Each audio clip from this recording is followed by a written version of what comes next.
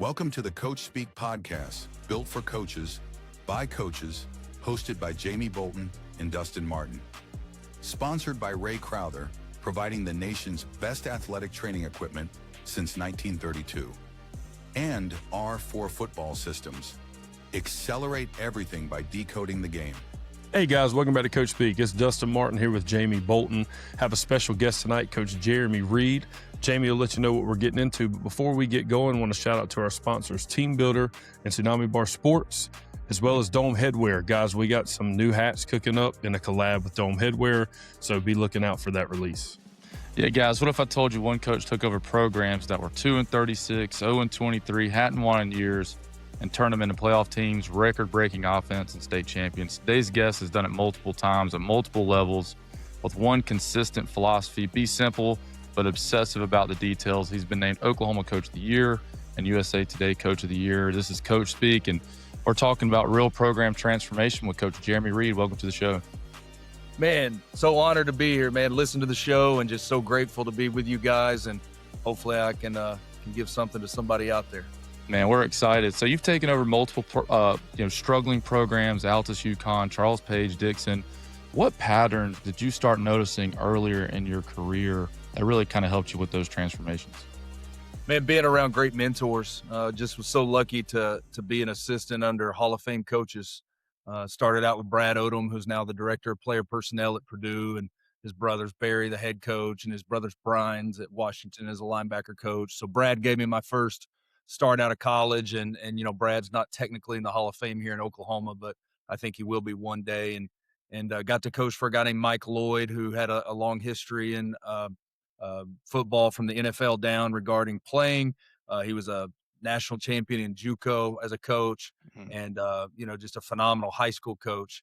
He's since retired. And then a guy named Larry McBroom, who had won 10 state titles at Ada. Ada is a very well-known school in the state of Oklahoma, and Coach McBroom is, in my opinion, one of the very best to ever do it. And so, just being with those guys and seeing the things that made them successful, man, it sure gave me a jump start. And, then there will be a guy that, we may talk about named Kenny Wheaton that I learned later, got to know later in my career, that absolutely transformed who I am as a coach and some thought processes. And so, man, there's just nothing more powerful than the people that you're around. And, man, I got to say, I've lived a blessed career of, if it stopped today, man, I would have been fulfilled and really, really blessed with the people I've been around. Yeah, Coach, that's awesome to be able to highly speak around the people you've been around. And we talk about that all the time on the show, on how people you've been around bleed into you, and that's who you become. And so just hearing about your background a little bit and who you are and how great of a coach you are, we can only imagine some of the guys that have been along your stop. Coach, you mentioned something off camera that I want to just jump right into and ask you. You've been spread and air raid, but you've also been Flexbone. So I know where your heart lies, but tell me, what did you learn kind of shifting from slinging it to the Flexbone? Tell me a little bit about that. Yeah, just a crazy life I've lived from playing to coaching. As a player, my junior year, we were one of the first in the state. I played at a small school, a 2A school, and man, we were no huddle slinging it around before everybody else was. And, I'm throwing it 30 plus times a game while everybody else is still, lining up under center and running the power eye and some, things of those times. And, then transforming into my coaching career early on, it was about spreading the ball out. And I think we were one of the first to really dive into tempo when it was really getting going really early in the college game.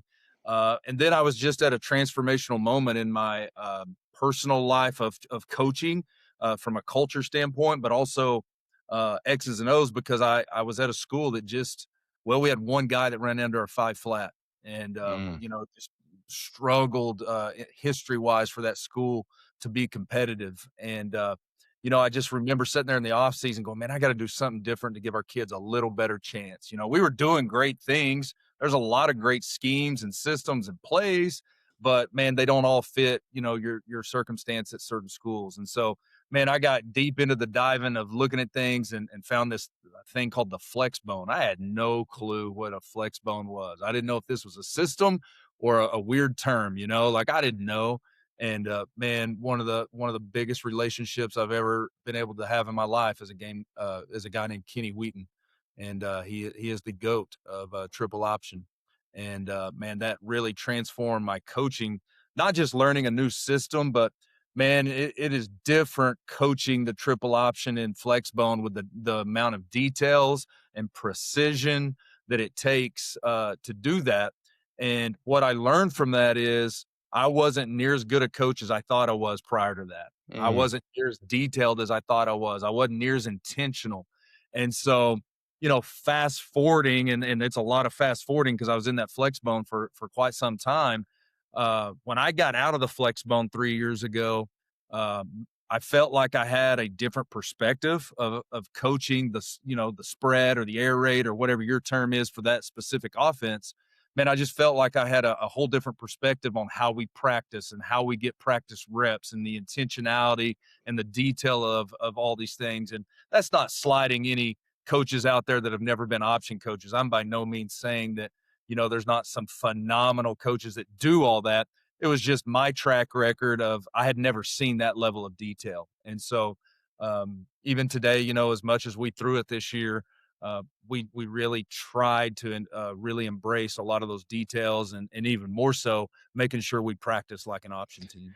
Man, I'll tell you what, the background of triple option, if anybody ever has, I know we have several listening. I certainly do. So I was a backup quarterback, triple option offense in high school.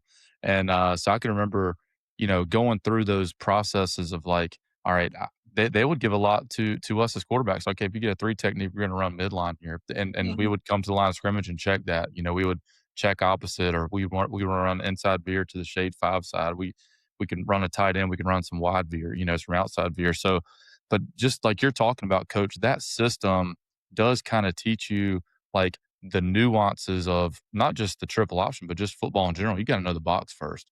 And then I would be outside at receiver because I was a backup quarterback. I'd stalk block like every play, but it was just, but yeah. And then I got a chance to coach it too with Mike Patton at North Gaston. But yeah, South Point here in North Carolina, they're a storied program. They've been running it for decades, and they just smash people in the face. And I can just, man, you play those guys, they're hard to play. And I think too, any kind of system type offense, air raid too, we kind of give air raid a hard time here and there. But the reason that's a system too is, and Dustin's kind of alluded to this, is they're kind of similar. They're the details and the spacing, the stances, the releases, the timing of when things come out. And we talk about R4 all the time too, but like all those things make you a better coach because you're in the weeds and in the details. So that's awesome to hear, man. But and it's also it's like y'all talk about that offensively. Like imagine calling defense and you're going to go air raid week 1 and then play someone who's Flexbone week 2. So now we got to know the details of defending both. Yeah, good luck. How about get a look in practice? I mean, getting a look in practice is hard enough. And Coach, so like I'm just curious. I grew up, I'm a little bit younger guy, but like I came through high school 2009 to 2013. So like honestly, Flexbone in our area was out just unless you were a small 1A school and didn't have the numbers. So like, just maybe there's some listeners out there like me that like are unclarified on like the names of wing T and wishbone and flexbone. Like wishbone to me is double tight, fullback, 2 split backs under center. Like Flexbone, when you ran it, is it primarily with 2 flexed out guys and then sometimes you bring in a tight end on the nub or whatever? Is that primarily what Flexbone was when you kind of were involved? Yeah, that's a great question. And I shake my head a lot of times when I get that of like guys will look at the Flexbone on TV and call it the wing T. It just drives me insane. Yeah. Like, golly, come on, man. Like there's just read a Fister to Berry book, It's just me being in the option cult for so long. I can't break myself out of it. But no, that's a great question. Flexbone is, your 5 linemen. You're going to have 2 slots that are attached to those tackles. Obviously, simple terms of fullback, and then you're going to have 2 split outs. And then, from that, you can get into all kinds of formations. Some people will use a tight end, but man, our version of it was a little, I think, unique for what we've seen in our region. Man, we loved to do it. We read it all the way out. We were a huge triple or inside veer team, midline double, midline triple, zone dive. And man, we pitched that ball a ton. One thing that, just for all the years I was in it, a lot of coaches were scared to get to that pitch phase. And we were so opposite of that, as that's where the big plays came from. Mhm. And anyway, we were about as pure of a Flexbone team you could be. And my last high school job that I coached it was at the seventh largest school in Oklahoma. About 2,500 to 3,000 kids. And we were super competitive. We went 20-21, which is not anything to write home about, but it absolutely was very, very much somewhat of an equalizer during those years. And my last year there, I think we averaged mid 30s on points, and Heck it was yeah. really good to us. Yeah, I know. I listened to. I believe the coach's name was Ben Johnson. Maybe I don't. It was. But anyways, he talked about defending the Flexbone, and one of the early things I was like, you know what? I don't really know if we're ever going to play anybody who really runs this, but I want to sit in just to listen. And it was the nuances of he primarily talked about disguising who the force fitter is. That way, you never know, or in theory, you want to catch them, but that requires a lot of hey. You're too high. You're checking 2-1. You're checking 2-1. Like it's very detail oriented if you want to be really good at trying to stop it. But no, I thought that was cool because people call everything the wing tee. I feel like oh they're running the wing tee, and it's like man that's not the wing tee. But so Well, your I know comment about the Flexbone and the air raid being similar, as a guy that's done both and being, like I consider there's different versions of the air raid. I'm talking the old school, like I always say 2008 and prior with Coach Leach. Man, they are very similar. You're just doing two different things. One is run, run, run, and one is throw, throw, throw. And man, they are eerie similar in some thought processes. So I was interested, it was interesting to hear you say that. I fully agree. Yeah, we yeah use a lot of those. Like we actually call mesh period. People say, "Hey, we got mesh period. We're going to be throwing." No, our mesh period is handoff. We are going through the proper mechanics of handoffs and reads, just like I did in high school, just like our coaches taught us. And but like a lot of that carries over. But let's talk a little bit about like your turnaround, and success you've had with that, because that's really really interesting to me to see your resume. But like talk us through like as you've inherited these programs, what's the first thing you change? Like, what do you go in and do initially? Well, there's a lot of layers to this, but it's an inside out approach. And I know we're in the kid business of coaching the sport of football or other sports, but man, it starts with your staff. And I've always believed this. Like, you've got to invest in your staff intentionally in many ways to put the right people in the room, and then you got to invest in that room to make sure that they have the tools to go out into the locker room. That's the second layer. The players are the second layer to, not necessarily, we use the word buy-in in coaching, but really it's about building trust, giving trust and building trust. And, you do that through a lot of different ways. And then the third layer is you do it through the community. And, that sounds real simple. Obviously it's more complex, and you guys realize that, but that's always been my approach. I'm going to use different strategies that have been successful for me, of that staff is the first core thing, of getting the right people in front of the kids, making sure the kids understand their value and what they bring to the table, and that there's no one person in the room more important than the other, that the love they have for each other needs to far exceed anything above wins, that it needs to exceed anything above personal accomplishment. And that's getting harder to do. It's getting really hmm rare to find that. And then getting to the community to make sure that they know that there's a product there that's trying to represent them in a way that they can be very proud of what they see on a Friday night. And so that's probably a very, very simple version, but I think that probably puts it in a nutshell pretty good of the thought process. Yeah, I mean, just kind of sitting here listening to you think, we always talk about staffing. It's one of the most important things, no matter what level you're at. At high school, the head coach can't do it all. So we've talked about previously, you have to surround yourself with good guys to offload duties and responsibilities. But, just listening to you think, it's like the biggest responsibility you're offloading is who can I bring on as good people to build these kids into better people. And it's something that we've kind of thought about, but like the way you just put it, like just kind of it checked me just sitting here. It's like staffing isn't always about who's going to be best to offload duties and responsibilities and schematics. Who can I offload where it doesn't matter who you're in front of? Because I've been on staffs before where you have a lot of guys, but it's like there's some guys who you need to, like you said, invest in them to make sure they're leading the right example. So that Yeah. was really good, Coach. I appreciate you saying that. Yeah, for me, I've never looked for guys that are like-minded. I look for like-hearted. Mm. And, I think X's and O's are definitely important, obviously, to winning games and trying to win championships. But man, if we got guys that are all like-minded, sometimes we're never going to get to those kids that maybe need a little different avenue.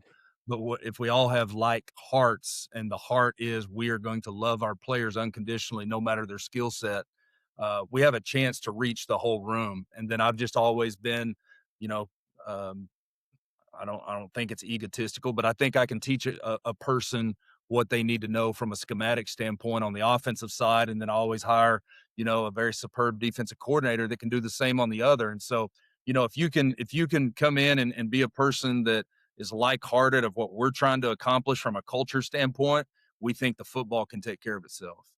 Yeah, I agree. And I think, when you take a new job, that's the number one thing I think about. Like, who are the going to be the adults that I'm surrounded by that I can't control? Because everybody listens to this in high school football. You probably not filling a full staff. I mean, that's very rare. Even at the highest levels in South Carolina where we're at, you're going to have some guys that are going to be in the building that have been there longer than you, and then you got to figure out if they're, like you said, coach, like-hearted. And that's a really hard thing to do. It's easy on the X's and O's. They're either going to buy in or they're not. It's pretty cut and dry. But I think a lot of stress and anxiety comes from, and can we get along when the things, when things really start to go bad, or when they do, or if they do, like, are we all going to be on the same page here? And I think that's a difficult thing. And I'm sure when you go into those places, you try to kind of navigate the best you can. But talk a little bit about, like, when you got to Altus, like, what did you see immediately? And then, man, you guys broke a bunch of dang school records. How did all that kind of play out? Yeah, it's a unique deal because I was here in 2014, 2015, and they had been struggling. I think the last 3 years they were 3-7, and just hadn't been to playoffs since 2008. And then in that 2 years we go 21-4 and win a state title. And it was nothing more than coming in. Number one, we had a special group of players coming up. We had a bunch of winners. They hadn't been winning, but they were young on that Mm, team, and they were coming up and had a just the most cohesive group I'd ever been around. They were just hungry to be led in a way to get all those pieces moving. And so we made that magical run and did that. And then I left and had another high school job and coached college for 2 years. And when I was getting out of college ball, just couldn't do it anymore. I got a family, and it was small college, and it just don't pay much, and just couldn't do that anymore. And I wanted to coach my oldest son, and he was going to be a junior. I This job was available and really wasn't searching for this one. I had an opportunity to go to a different state, and honestly thought I was about to take that job, and just came out here to see some friends and talk to administration, and the heartstrings pulled back, and just felt like we were led back here. And it was a challenging situation because it wasn't what I left. My mm, memories of what this was, it was nowhere near that. They had been really, really struggling for a few years. And so, it was a challenge to come back. And, the number one thing is I had to build some trust back, and I had to win some hearts back to be in the football program, both kid and adult. And so the first thing I did was, and I do it anytime I'm the head coach somewhere, I did about 40 in-home visits. And that's where mm, I schedule or allow the kids to schedule a time, and I go in the home and I just sit down. I cover about 10 or less minutes of a few things about me, about the program, about our vision. And then I simply just say, what can I answer for you? mm, And just it's one of strategies I learned that, man, many times we host these parent meetings, or we host things on our campus, and those people are coming to our environment. And even though, I don't think we're ever putting out there a threatening environment or anything like that, it's a neutral environment. Usually it's probably welcoming. It's still our environment. But when, as a human, you take your own time out of your day, past the work day, and you go and you say, can I come spend some time with you on your terms, on your couch or your chair, or in the front yard or in the garage, which I've done them all, man, it says something about, I want to get to know you. And mm, so, um, it's not a ploy. It's simply going, hey, I want to do this with you, not against you. I want you to be a part of the program, even as a parent.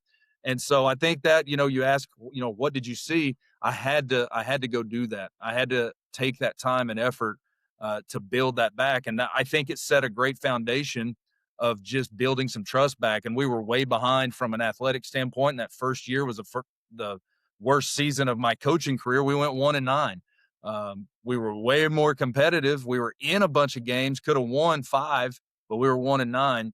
And so from there, that group just saw like, hey, there's some things here that are building. We had a great off season of culture. We always do a book study in the off season, starting in January on Wednesdays.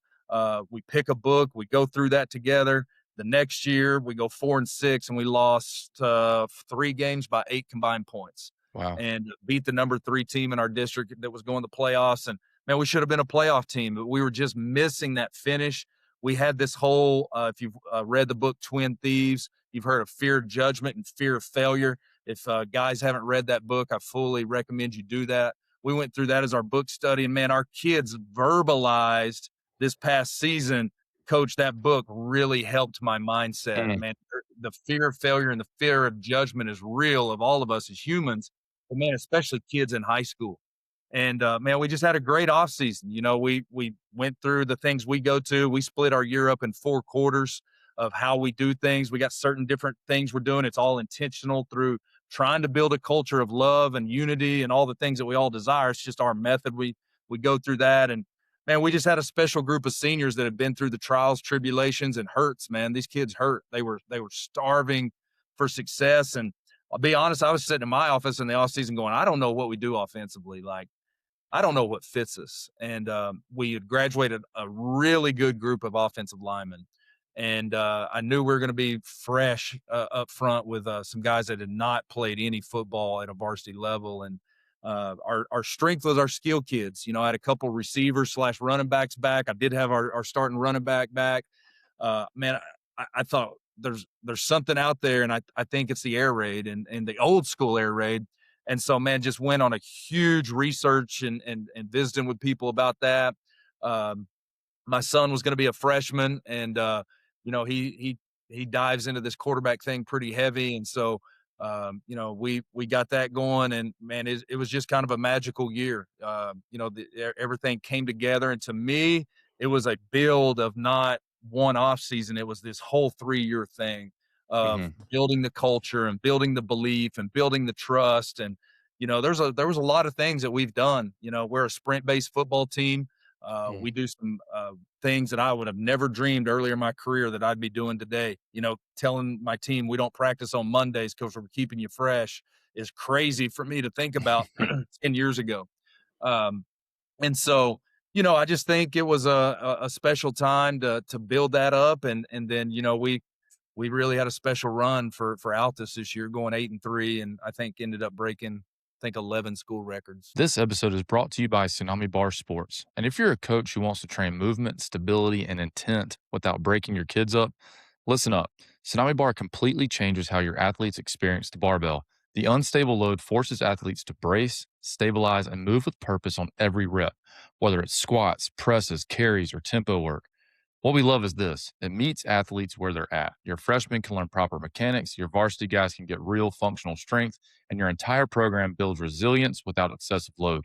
We're talking safer training, better movement quality, and competitive buy-in, because athletes feel the difference immediately. Check them out at tsunamibarsports.com and start training strength that actually shows up on Friday night. Wow. Well, you got to talk through the no Monday practice thing. So that's no. Before we do, man, I think the in-home visit thing. I've never heard of anybody doing that, like for the entire team. Like that's And wild. you know, Jamie, we've talked about, like, off camera, just me and you, like, you can't substitute time. That's the number one relationship builder. Yep. It's time. And like Jamie's saying, like, Coach, for you to take the time, we always taught that, me and Jamie, like, and I got the idea from him, and I think he learned it at Cannon, but it's like one-on-one meetings is the best way to find out about your players. I never thought about one-on-one meetings in With their the house. environment, That's because brilliant. it's one thing for the kid, because some kids will hide their situations, like, yeah, it's just my mom and I got 2 little brothers, and that's all they'll say. But if you go to their house and it's a 1-bedroom apartment, and then that player and their 2 little brothers are sharing a room, I think it tells you a little bit more. So, man, Coach, hats off to you, man. That's a great idea. And I think, like you said, it's not a ploy. Like, that takes time. That takes that's caring. It's so authentic. I had a question that I was going to I was ask. going to talk but about the no go ahead. practice on Monday, man. You Yeah, got to yeah, tell go us for about that. Go for Well, this that. is where everybody turns it off and says this guy's crazy. No, we're a sprint. I've used the last 3 years, to be honest, as a lab. I had no Okay. pressure, like it'd been a program been bad. I got phenomenal administration and all those things. My first year here, man, we had just unbelievable amount of injuries and a lot of soft tissue. And, I knew we are going to have some guys going both ways, even though we're a bigger school. And so I just dove off I'd always heard about, guys know about Feed the Cats and Tony Holler, and you either, you're going to be on the side of what you want to be on. But it went a step further in this whole sprint based football thing. And man, it's just, for me, it became science driven. And so, we have a method to our madness in season where Mondays we do nothing but film and game plan and walk through. Tuesdays we are early in the season, we're helmets only, but it's a normal practice. Wednesday is shells, normal practice. Thursday is about a 15 to 20 minute mock game run through, and that's our practice week. And then we layer that with Tuesday is what we call a low CNS day. And then Wednesday is a max velocity day where we're going to make sure inside that practice our kids get to game speed, because what we as football coaches don't realize, and again, I didn't realize that everything I'm telling you I made errors on for years and years in my opinion. We're always in second or third gear at practice because kids are saving themselves to get through the practice. And so when we get in a game, there's times that we see all these things called cramps, and we think it's because of whether it's just heat or just hydration, and those things can be a factor, but one of the biggest factors is our bodies never get to max velocity and our brain shuts us down. That's a big reason for cramps. And looking back, I'm like, well, I'm a problem with that, because I'm not making my kids get my skill kids. I'll talk skill kids 12 to 15 max velocity sprints inside my practice. And so we wear GPSs and track the data. And we've just kind of got it dialed in of where our kids need to be on a total load of a practice. They wear them in the game, and this is where it's crazy. I used to be the guy say, I'm going to make practice harder than a game. Now we make practice half of a game at best. And really our goal is for the practice week to be half of the total yardage a kid goes in a game. Because at the end of the day, we want them to perform, right? Sometimes we inhibit performance by over practicing as football coaches. We think more reps equals better, and sometimes more reps equals less down the road in this marathon of a football season. So it's just a whole theory on rest and recovery. And I'll be the first to say, I used to be the guy that would brag that I would be every morning grading 180 plus clips of just offensive practice years ago. And I would brag about, and again, I thought I was doing what's best. And now, shoot, I'd be bragging about, man, when we go to such and such drill, we may get done, and then no lie, our kids are standing there for 2 minutes resting and drinking water, waiting on the next period. And it's the most uncomfortable I'd ever been in my coaching career, because I was taught you never walk on the practice field. Nobody's ever sitting still.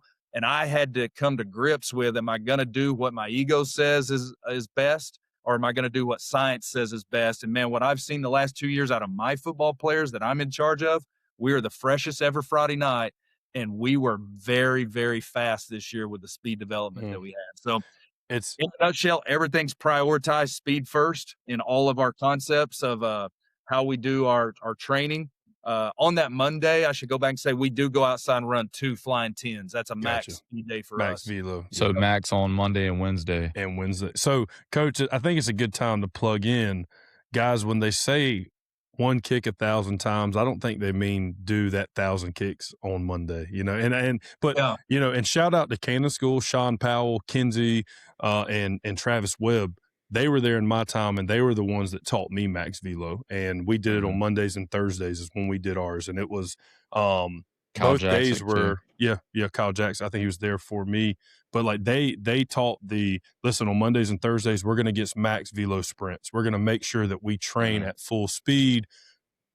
A lot of reason to avoid injuries, because if you don't practice sprinting at full speed, then you're going to injure yourself. But Coach, and I think I've never been a part of this, but I do think there's a lot of validity to keeping your guys fresh and not going 2 hours and 15 minutes every day and sprinting them every day after practice. I just think like you said, you got to be fresh on game day. But yeah, From like an energy system standpoint, it kind of makes sense. Now, I think what people are probably listening to is like, man, how do you get enough reps in practice to develop the skills, or even the right amount of reps for situational football? Or explain, man.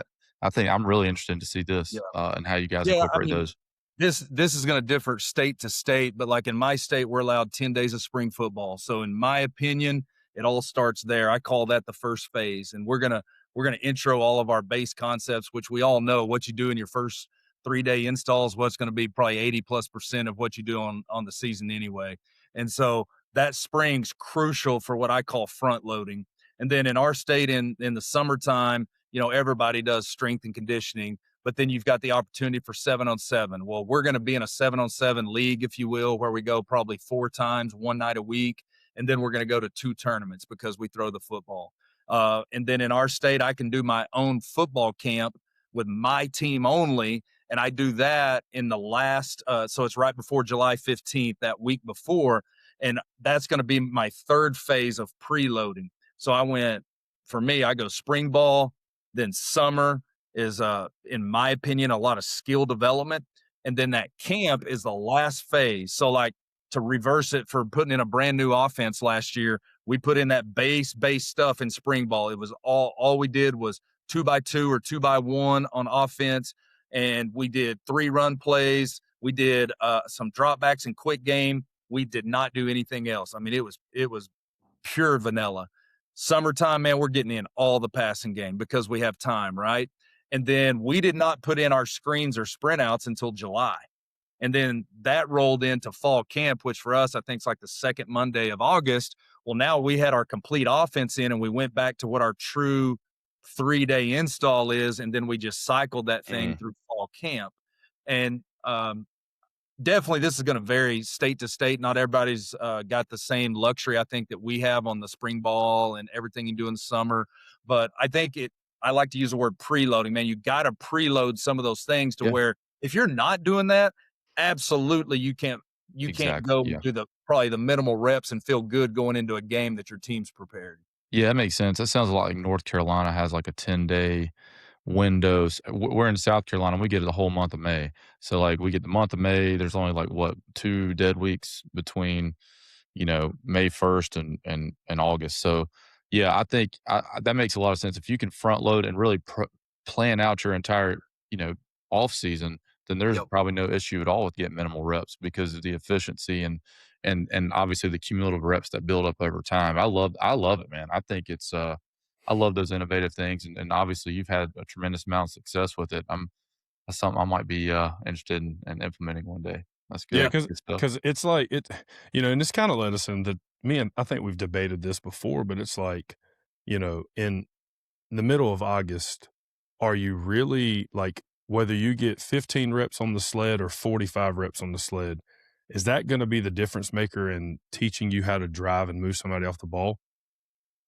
Or is that off season in the weight room? You know what I'm saying? It's like when you really think about it, like where does the application part come in? Is it the off season and then you're perfecting it in season? So it's like, I think there's a lot of validity in what you're saying, Coach, it's because we've talked about that before. It's like how much are you really going to get better in season other than executing the technique that you've been teaching all year? Right. And that's kind of how you look at it. It's like, as coaches, we spend 9 months clinicking and learning new ideas. And then in the off-season development periods, you're teaching those techniques and schemes to your kids. And when the season comes, that's when it counts. Have we done well enough all year to? So I love the idea. Here was the phrase that got my mind just spinning: minimal effective dose. Mm-hmm. What is the most minimal effective dose that a kid needs to be good at that craft? So let's just use the mesh concept. Do I need to run mesh 50 times for him to be great at it? Or could I do it 10 times with great intentionality and him be ready to roll? You got to answer that on your own. I'm not going to answer that for any coach. And it might be 100 times, but that doesn't have to be done in 2 days. That's right. It could probably be, over time, those cumulative reps and that volume. I mean, I agree. I think someone said on here one time, overdose becomes poison. So it's like something that's good for you. Too much of it becomes poison, and it's like I think that's what you're kind of circling Well, as around, coaches, Coach. man, and again, remember everything I'm saying, I made an error on. We're Yeah, taught yeah. that more is better. Yeah. We are. I mean, that's just coaching in general because we have this whole fear of being, left out. You're Like outworked. Yeah. enough. I didn't prep enough. I didn't watch enough film. I didn't get enough reps. And many times it's not reality. Many times we have done enough and we go overboard and we do too much. Again, I'm just one guy. Well, I'll tell you what it says about you, and I'll be honest, man. It takes a lot of nuts. I mean, it takes some balls to go out there. It's like the guy that never punts and always goes for 2 and all. Man, like all the data says you should do it, but people don't have I think Coach Carroll says intestinal fortitude to do it. I mean, hats off to you for dang doing it, man. Not a lot of dudes will do it, even if the science says do it. Sure. Well, Coach, our staff, I'll tell you, we have a great staff, young staff that I had here, and some of the guys, as we were going, were bold enough to say in one of our staff meetings, "Hey, I didn't think this was going to work. Like, I trust you, I love you, I think you're really good, but I did not think this was going to work." And now you could not convince those 10 staff members that there's a better way to do it because of what they've seen. And here's the part that, I really started it for in the beginning stages. In 2 years, we've had 0 soft tissue injuries. I was going to ask you, I bet so, because of the max velocity. I think there's been a few things that I've witnessed. One, the max velocity thing we did at Cannon, and Dustin can attest this because the strength staff was pretty much the same. And so doing the max velo days, that helped a ton. But what I've also seen is I think you can get the same result, but it just takes a lot of like 70% effort like after practice, but you got to do a lot of it. Like it takes, if you're going to run at 70% and have no soft tissue injuries, you got to do it every day, and it's mundane and boring, and like it could be done. It's just maybe not, like you're saying, the minimal or the minimum amount that actually is effective in that way. But I'd much rather be more efficient. The hardest thing on the human body is sprinting. Yes. So do your own research. It's not in the weight room and killing yourself. It's sprinting. And so when we think about how many times in a football practice we do ask a kid to sprint, start compounding that up with the formula that you'll find out there and see what that looks like for your position group. And so if that's, there's just, I'm a nerd, right? I'm just a research nerd. And I found like, man, if sprinting's the hardest thing that these kids do, then why would we overdo it? And why would we not use it to prepare for what's most important? That's the performance on game night. Yeah. Sure. Have you ever come across this? So when we were using our GPS tracking at Cannon, one of our biggest issues was never receivers, right? We could always get our sprint distance with the receivers dialed in. Like that was not a problem. And if we were short, the next day we would go out and we do routes on air, and we just back them up a little bit to like maybe the 40 or 45. And so when you catch it, just sprint through the goal line. So we always could easily do that. But we always found an issue was with the offensive and defensive linemen. Talk to me about your philosophy, not maybe defensive linemen, but like offensive linemen. Do you think sprint distance for them is critical? And if so, how do you track that? And have you had any of the same issues? Yeah, we have a threshold. So technically our sprints are maybe not what everybody's thinking. It's not like if a guy runs 23 miles an hour, him getting to 23. Our sprint threshold on our GPS is anything above 15 miles an hour. Okay. And so, our goal for those skill kids is usually, I think it was 12 to 16 sprints on a Wednesday. That threshold goes down for the O lineman, so let's just say it's 10, or let's just use 10. They're trying to get, they're not going to need 12 to 16. They may only need 6 to 8. Right. Okay. Yeah. Because they're not getting the amount of sprints a skill kid is. And so here's it's just, you got to find your recipe that fits you. Like, I'm a tempo, hurry up, fly around offense. Like, we're trying to snap the ball fast. Well, that's different than if I go back 10 years ago and I'm under center and running the Flexbone.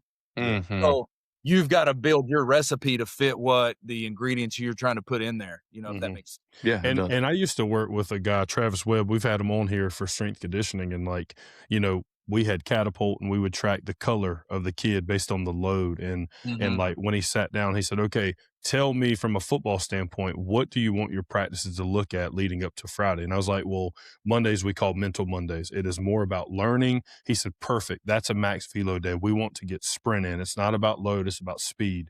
And then he's like, Tuesday's probably going to be your toughest load day, correct? I was like, we call it Tough Tuesday. He was like, beautiful. And then Wednesday, and it just kind of to prime you back to get ready for Friday. And I think that kind of ties into this and what Jamie was saying is like a lot of times we never got linemen out of green. They were always green and sometimes it was like, coach, they're barely in green. Like we got to get it up. And then I think it was an algorithm or something we were using. Yeah. And I think that matters too. Coach, you said you returned. You said that you had great administration. There wasn't a lot of pressure for the rebuild when you returned. Let's say there's a coach listening that has taken a job, maybe not necessarily where they've been before, but there is an urgency to get it turned around. There is hey man, like, listen, like we need to see strides in year 1, year 2, year 3. And that's different based on place. But I feel like there are some jobs that are more, listen, you got to get it turned around. And some they're like, listen, man, we go 1-10, 1-9. Like if you go 4-7, like you're a hero. So if there's someone struggling, turnaround year, new year to program, what advice do you give when you're trying to battle doing it the right way, but the urgency to win? This episode is brought to you by Team Builder. And if you're a coach who wants your strength program to actually run like a program, this is the tool you need. Team Builder takes everything you're trying to do in the weight room, planning, tracking, communicating, and puts it into one place. What separates Team Builder is clarity and accountability. Your athletes know exactly what's expected every day, your staff stays aligned, and you're not chasing numbers on spreadsheets or whiteboards anymore. If you want consistency in your training, buy-in from your athletes, and a system that saves time instead of adding work, Team Builder delivers. Check them out at teambuilder.com and start running your strength program with the same precision you coach on Friday nights. You can have a 30-day trial by using our promo code CoachSpeak. Yeah, get enamored with the process of today. If you're worried about that pressure of what that record's going to look like, you've already lost within your own soul. You've got to get enamored with today. When I wake up today and I exit my house and I'm going to the field house, what do I have to do today to make sure that we're moving the stick forward? And, again, I think I've been a head coach 16 out of my 21 years. And so my prescription for that is not going to be the same as the next guy, but you got to build your prescription. You got to build your recipe of what that looks like. And for me, it is all about culture, and culture is now this buzzword that I don't necessarily love, but everybody, and the reason I don't love it's because everybody talks about it, but what's your intentional strategy for motivation? Well, when I ask that, there's usually silence. What's your intentional strategy about building confidence? Silence. What's your intentional strategy about building team cohesion, both individual and group? What's your intentional strategy for goal setting? Is it about process or is it about outcome? So through these different things, which was three-dimensional coaching that I got in 2011, I have personally built what my strategies are for me and what fits my personality and what fits the strengths that I have as a leader. And without that teaching, man, I would be lost in a big forest walking around in the dark, because there's a lot of things out there. And the curse of today is there's too much knowledge and there's not enough people that show you the actions. And I am not above anybody. I am not flawless. I am far from it. But because of those mentors and because of great people that poured into me, I was able to build a strategy and strategies to go in these categories and be able to intentionally do that, like you're saying, to walk into that pressure cooker and not worry about the scoreboard in September, but worry about today. Like, what do I have to do today to move the needle of this locker room? Is it one individual? Is it one group? Is it the whole team? Well, I'm going to get something done today to move that needle. And man, it's hard to do that because sometimes we don't see the improvement we want to see as fast as we want to see it. Like, everything's fast forwarded. College football has fast forwarded high school football. Like, the firings are happening probably faster in high school football because they're happening in college football. And we feel like, man, if we can't get this turned in 2 years, we're a failure. Well, the problem is people, in my opinion, and again, I'm just a dummy, but people are worried about those things as opposed to, man, what do I got to do today and tomorrow? And then move that needle slowly to where then the process does take care of itself. And for me, that's absolutely not coach speak. That's what my intentionality has been, to try to build where I've been at. And, I've failed in a lot of areas, but I think the intentionality and the commitment to process has given me a really good chance to turn these places around. So talk a little bit about three-dimensional coaching. Looking at your, who you are and your association with them, just tell our listeners a little bit about what that organization is and what it does and how they can find more information about that. Yeah.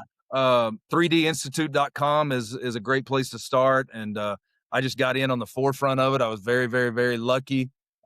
The owner of that now and I are really good friends. And just I before I even go any further, I get no kickback off any of this. I don't work for 3D Institute, but I'm good friends with them. It has changed my professional career. It's changed my personal life. The simplicity of 3D is it's a framework built on a foundation of purpose. And so what does your framework look like? Well, that's the first, second, and third dimension. The first dimension is what we all got into this for. It's why you're listening to this podcast, because you love football. That's the physical part. That's the strength, the speed, the tactics of the game. The second dimension is the mental. That's the mind. And so that's where we get into those 5 key areas of motivation, team cohesion, goal setting, confidence. That's where we really get those strategies to move the needle forward and have those daily, weekly, quarterly strategies. And then the third dimension is the heart. And ultimately, that's why you hear the word teaching life lessons. That's where we get into value, self-worth, significance, character. That's where you really get into the depths of trying to build the man, not the boy, if you will, if that makes sense. And so what 3D does is it takes you on a personal journey. I teach this at my current school. Like, I go around, teach 200 plus staff members a year, 3D. And what I tell them is, in a world of absolute serving so many people in education, I need you to go on a selfish journey to absolutely self-discover in your own soul. Why do you do this? Why do you choose education? Why do you choose to be a coach? Well, a coach in its original form was a covered carriage back in the 1500s that took people of importance from where they are to where they need to go. That is exactly what all of us are as leaders. Doesn't matter if you're a football coach or a science teacher, you are taking people of importance from where they are to where they need to go. And so in this self-discovery, you're just trying to build those strategies that I've alluded to of, man, how am I going to put confidence in kids? Well, my strategies are real simple. I'm going to show them past successes. In football, it's easy. It's film. I'm going to show others succeeding. That's easy. Find college film, find another opponent, find NFL. And number 3 is I'm going to shower them with affirmation. I'm going to tell them who they are and why they can be so good and how much we love them. And we're going to build confidence with those 3 strategies. Well, that was all through building this foundation of purpose. And so at the end of the curriculum, you write your why statement. And so mine was written back in actually 2014. It says to give coaches, players, and community hope through motivation, leadership, and vision. So I am really not very good at a lot of things. And if you want to know, ask my wife. I can't build anything. I can't use a hammer. I'm not good with a shovel. I discovered that back when my dad owned his business and I had to work in the summer for him. But I just knew my gifts were giving others hope, that I could motivate, I could lead, and I could cast a vision. And so I use my strengths to build that what I call compass. So when I'm deciding to take a new job, as I recently have, or whether I'm looking at a day that's like, man, this is the day from where, I can't believe I'm sitting here. I reflect back on that statement to give coaches, players, community hope through motivation, leadership, and vision. And those words are put in order for a reason, because my heart is for coaches. I love kids. I love coaching, but my heart's to mentor and lead coaches in a way that can, number 1, glorify God, but number 2, pour into kids that don't have anything but you to look to. And then it's the players, and then it's the community. So, man, it's been very life-giving to me. It's something you can do in your own time. It's very easy and affordable online videos, but man, it's been big for me. And we really didn't even plan on getting into that. And really, but that's something I'm definitely going to go through. I think there's been several resources that I've gone through in the off seasons. There's been books called like The Process, and it's very similar. A lot of it's outcome driven though. A lot of it's kind of like the vision only. Like, what should your program look like, and so many different. But what I like what you're saying is it's giving you a curriculum to deep dive into, one, what fits you personally, but like gives you the strategies to get to, I guess, obtain those outcomes. And I think that's really, really neat, man. Dustin, have you Coach, heard of the 3D stuff? I haven't, but while Coach is talking, I typed it in my web browser, and like, Coach, I don't know if you have cue cards over there or you just, that's how passionate and you're in it. But like, as Coach is talking, there's a visual for the Rattling it pyramid with off, the dude. 3 categories. And Coach, I just want you to know, currently I'm an athletic director. We don't have a football program, but if we did, we've been talking 48 minutes and you're hired without Yeah, man, but it's 100%. like when you hear somebody talk about something that they're passionate about, and the fact that you can spit your why out that you did back in 2014, you can tell it's something you live by daily. It's something that you continuously have to remind yourself, and there's a lot of respect there from us, Coach, and that's exactly why we're glad. I think it's time. Like Dub Maddox is the one that introduced us to you, and man, this has been a great episode. Like I looked up and I'm like, wow, we're almost already at 50 minutes. Yeah, But man, screw all the offensive stuff. Like that stuff is, I think, what resonates with me and Dustin, and that's why we've kind of done, this little podcast that we're doing. And I think that's what coaches are searching for. They're looking for real people like you that have been successful doing it the right way. I mean, good gracious, how many examples do we see of guys doing it the wrong way? And it's easy to get caught up in that. I mean, heck, we see it all the time. Like, I'm not judging anybody for getting caught up in all the other, you know, things about their career and this and that and trying to make money, and they got to provide for the family. But like what you're saying is, I think what me and Dustin are really, really excited about with our careers. Like, we've gone ups and downs and disappointments and successes, but really getting back into our whys is huge for us. And man, we really appreciate your words on that, for sure. And you hit something that really stands out to me. I'm a huge knowledge over application guy. I don't care how much you know. I care how you're going to apply it. So it's like you hit it earlier. A lot of people use culture as a buzzword or a slogan on a T-shirt. Well, I feel like since people are starting to point that out, now it's okay. I need to make sure I know the definition of culture so I can, culture, it's a common set of shared beliefs and attitudes and behaviors towards a common goal. Well, that's still not the application of how do you build culture. Like you can know what it is, but you can know what a tool it is, but do you know how to use it? You know what I mean? It's like, and I think that's what resonates. And I'm going to personally, like Jamie said, I'm going to dive into 3D Institute because I'm continuously looking for a process. That's something we're big here on with the podcast is we want to help with the process, not just the outcome. How do you get there? How are you not a faker or a fraud? You're actually, I want to put the time in, and man, this we appreciate you bringing that up. I want to get off right now and start it, but but no, Coach, we appreciate it, man. And I guess we could do a little bit of rapid fire before we tie it up. So I always do these like little rapid fire questions. We can stay on these as long as you want to, but man, it's been a great episode so far, and really, really good for our audience. But what or how do you think, or how do young coaches get the most credibility early in their careers without trying to chase titles or chase, jobs? How do they do that early in their career? Man, when somebody flips on and watches the film and their position group, watching their position group, man, there's nothing more powerful than a coach that's an assistant coach at his position, but he treats it like he's the head coach of his position. Like there's a difference. Yes. And coaches that take that aspect of, man, I'm going to treat this coaching running backs like a head coach. Not that I'm not the running back coach, I'm the head coach of the running backs. And just taking that love and ownership of your position just speaks to other guys when they flip on and want the film and wonder what you look like coaching, man. You can see the passion in how your players play and the details and the fundamentals. Paper resume is great, but that video resume speaks volumes of who you are as a person day in and day out for those kids. Yeah, I remember, Coach. So earlier this year, when me and Jamie were on the same staff this past season, and early in the spring, I said, hey, man, I'll just help Jamie. Put me on offense as the running back guy. And one day Jamie was giving me trouble because I have the drone camera in my hand. I'm filming.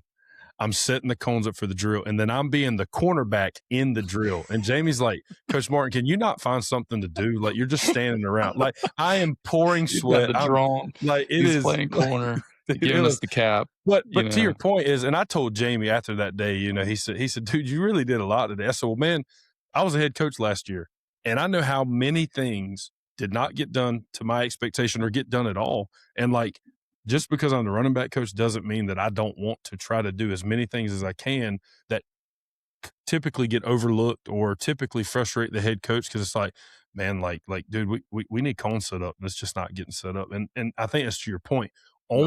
There's no task too small. Own everything you do. All right. Well, So the other thing I want to add to that, yeah, don't be a needy coach. No, don't be a guy that's always needing something, from whether you're a position coach to the coordinator or to the head coach. Like, I'm not saying like, you can ask for things if you need, just don't be needy, man. Don't always have something that you're needing, man. Put your nose down and go to work. And I promise you that head coach is going to really, really respect you for doing your job. And then when you see something needs to be done, do it. Don't wait on somebody to ask. Dang, great advice. Yeah, I don't want to even piggyback off that. All right, get the next one, Coach. All right, Coach. So I'm going to go back to scheme here. All right, you've been all the way from air raid to Flexbone. Regardless of what scheme you're running, what's one drill that you're going to refuse to cut out moving forward? One drill you use, and it could be off season, in season, anything. Yeah, one drill. Cannot say sprints. No, I cannot say sprints. Man, for my current status, it's what we call perfect drill. Some guys say settled noose. We say perfect. Yeah. Yep. And the reason why is it's unbelievable if you'll stand in front of receivers and watch their eyes that most of the time they don't even watch the football to their hands. And so we coach the dog out of that drill of, making sure their eyes are looking at the ball. We make them freeze it for 2 seconds, then the tuck. And then, we really concentrate on, we never let a kid swing their legs. So we gain vertical ground. So wherever the quarterback puts that ball on that shoulder, it's like a basketball drop step, and that puts you vertical immediately. And man, if you start adding that up over a season, certain receivers could get well over 100 extra yards just by stepping vertical as opposed to swinging. So that first drill that we do every day is actually the most important one of the day. Yeah. So I'm going to share something real quick on the screen. We, our platinum sponsor is Ray Crowther. He's a football distributor. You probably heard of the Crowther sled, but he came up with something. Me and Jamie were talking about how it could be a good addition to the perfect drill, but it's called the catch radius, and it works on, I can't tell you how many times, especially in the spring on offense with Jamie, we're sitting there going through perfect every day, teaching hands away from the body to catch. And kids will come up the next rep and do this, or the kid, and it's like, I just wanted to plug this in here. Hans created it this year. I thought it was cool, and I think it works like visual obstructions, but also teaching them how to get their hands away from the body. But Hans does so much for us. We were just at the AFCA with him. He allowed us to do the podcast live at the booth, and wanted to kind of throw this in here. Simple. Yeah, we look into it. I think perfect drill is something we all learned in the air raid. But I've seen coaches do it not so great. I mean, you got their pregame, they're kind of doing it to look like air raid. I think like what you're saying is the intentionality behind that drill. It really is a perfect drill. It's everything from stance to start to settle to proper, placement of your hands and your eyes, the tuck. What buzzwords do you use? I mean, what do you say to I've used eye the catch, eye the tuck, or now we've been starting to say like chin the ball. What I mean, I'm interested to see kind of how you guys coach up. Perfect drill, we say eyes, just to make sure it tells our kid eyes to football, because they have such a bad problem with the footballs coming here and they're looking, just to the left or just to the right. And then when then we'll say freeze, because we want them to freeze for 2 seconds so that they will freeze the catch. Because a lot of kids, they'll catch and be turning, guys, kids drop it because they're trying to move too soon. And then the third one is drop step. Just because our kids resonated with that from, basketball or whatever. And that's our 3 and whole drill. From a quarterback perspective, we give them a play of the day. So let's just say it's 95, which is cross. And so he's going to do a drop, and in his out verbally, he's saying the progression. So for us, it would be cage, option, cross, curl, flat. Now we're never going to get all those. Now, don't anybody think that we're getting there, but, our quarterbacks are going to know the full progression, because every day is going to be a new play. The next day it might be 92, and they're going to go through whatever. And I think that verbalization, having to say it out loud, sure implements that for them. And this is you guys know, this is a slow drill. Like for us, this is snail's pace. We don't want anybody going fast, and it's 5 yards on our perfect drill. We don't even do 10. Yep. But that's kind of our intentionality at the receiver. And I'll tell you quarterback. what we started doing, which might be helpful for people listening on this. So I coach quarterbacks. We'll have a few receiver coaches and running backs coaching up that drill. We've started to offset the quarterbacks. So like, it would be like if you were throwing stick to the receiver out, like to the right or to the left. So we'll offset maybe 10, sometimes even a little bit wider than that. And so then we'll have, we're R4 guys. So we're doing a lot of the drop series. So it'll be like, hey, you're doing a punch or a two-step or a punch one. And so we're doing the punch one, and then we're throwing like on rhythm. Or I'll say, hey, now you got a 3 on rhythm, or a quick 3, or a punch 3, or hey, you got a 3 and a hitch. And so we've started to incorporate a lot of our indie work with quarterback drops into perfect drill instead of just doing like the air raid kind of foot fire in place and then throw. We also do a pop drop too. So we'll start every practice off so the quarterback's actually to the side, and then we'll kind of time up. We'll let the receiver get settled, and then we'll snap it. And then now we have a pop drop, like kind of like a rapid fire, but it's a lot slower, like you're saying too. So we've incorporated that with our quarterbacks, which I think's done a lot with us from an efficiency standpoint. But all right, well, I think that's pretty much it, Coach. Man, we really appreciate the time. I want to get you back on soon because I feel like there's a lot more questions that we have. We're already at an hour, and I feel like we're about halfway through. But man, we really appreciate the time. Best of luck in your new position this year with your son too. That seems exciting, and just been a pleasure. Yeah, man, I really appreciate you guys. You do a great job. I love listening to the podcast, and man, what's my goal in coaching is, giving back to coaches because I was given so much. And so, if there's anything that I can help guys with, feel free to find me and reach out, and I'll be glad to help you any way I can. Absolutely, yes, sir. Coach. All We your truly information will be appreciate it. on the all your information will be on our show notes, and then we'll definitely put in, for 3-dimensional. Just we don't know them at all, and but it just seems like a great resource. So Absolutely. Thanks, Coach. Appreciate you. Yep, yes, sir. appreciate Thank you. guys. Thanks, guys. Don't forget to use our promo code CoachSpeak with our awesome partners: Ray Crowther, Team Builder Practice, R4 Football Systems, Pro Quick Draw, Dome Headwear, and Optimum Grading. We'll see you guys in the next one. Thanks for tuning into the Coach Speak podcast. If you're interested in being a guest speaker on the show, we'd love to hear from you. Email us at coachspeakpodcast1@gmail.com. And if you have a question for our Q&A segment, don't forget to submit it through the form in the episode description. We appreciate your support, and we look forward to seeing you in the next episode.